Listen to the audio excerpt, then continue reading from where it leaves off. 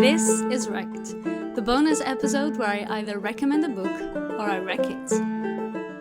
I'm Karina Pereira, and on today's episode, I bring you The Graveyard Book by Neil Gaiman.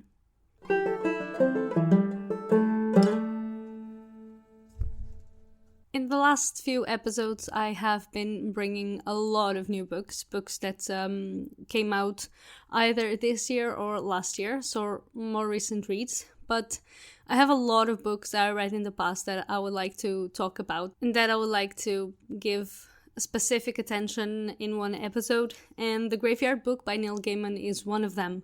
I read the book maybe 4 or 5 years ago, I'm not certain anymore, but definitely not in the last couple of years, and it made me become Neil Gaiman's fan. Even though, to be honest, I don't like everything that Neil Gaiman writes. I've read also Good Omens by him with Terry Pratchett, and I really enjoyed it. There's also the BBC series, which I actually listened to before reading the book, and I think they made me appreciate the book more as well. But there's this thing about Neil Gaiman. I either really like his books or I can't finish. Like, a lot of people love American Gods. I cannot finish American Gods. I also haven't seen the series. When I picked up the Graveyard Book, I think it was the first book by him that I read, and I immediately fell in love with it. And, well, let's get this out of the way immediately. This book is a recommendation. So I've read the book, and here's the thing. I always say that I don't have a favorite genre because I usually like books. For example, I've read Kindred by Octavia E. Butler. I love that book, but I don't really like science fiction that much when it involves a lot of science or maths or technology. It just doesn't appeal to me. But even though I don't have a favorite genre and I read a little bit of everything, I think the genre, the type of writing, the type of stories that I like the most is what we may call urban fantasy, which is when it's the real world, the regular world that we live in, but with kind of elements that don't belong to it. The Graveyard Book has an element that, even though I'm terrified of, is maybe my favorite for this kind of stories, and that's ghosts.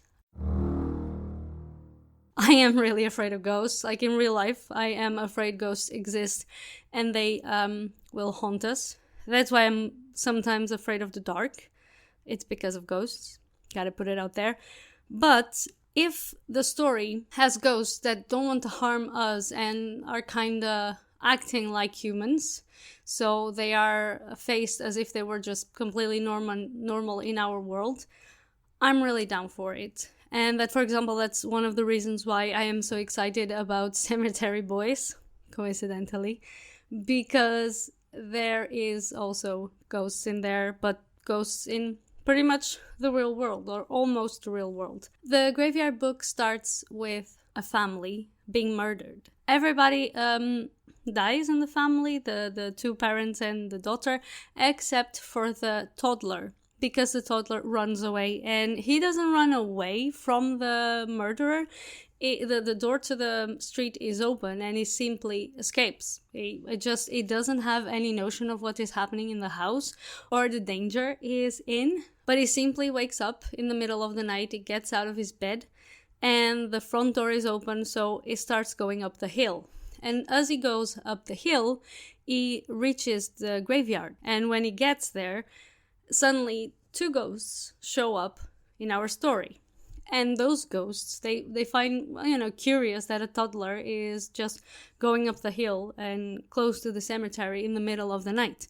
And then they realize that there's someone after the baby, so they decide to take the baby. And the lady really wants to raise the baby and to keep the baby because they do realize what's going on and what happened, and that the baby's family is dead. So the graveyard has to come to a consensus about it, and eventually Bod, which becomes the name of the boy since nobody knows what's his name, so they call him Nobody, and short for nobody is Bod. the graveyard just decides that they are all going to raise the boy together and protect him from harm. And the rest of the story is basically what happens to Bod as he grows up, as he becomes even an adolescent. And the guy who tried to kill him and who killed his family is trying to kind of fight a prophecy. He is part of a group of people, a very influential group of people, and he is trying to stop a prophecy, and the prophecy will only not go through if he manages to kill both. These are not spoilers, these are in the blurb actually, so I'm not really saying anything too spoilery about the book. But it's a really interesting story, and I find it quite original, and I know many people don't like Neil Gaiman's stories or don't like Neil Gaiman's writing, thinks he needs more addition. But I truly enjoy the way he writes. And I actually read this book only once, the paperback edition, but I've listened to it loads and loads of times because I found a YouTube clip with Neil Gaiman reading the story to loads of people in a book talk, an event in some bookstore, where he reads it out loud. And it's another experience because the audiobook is really good. Of course, it's read by Neil Gaiman himself.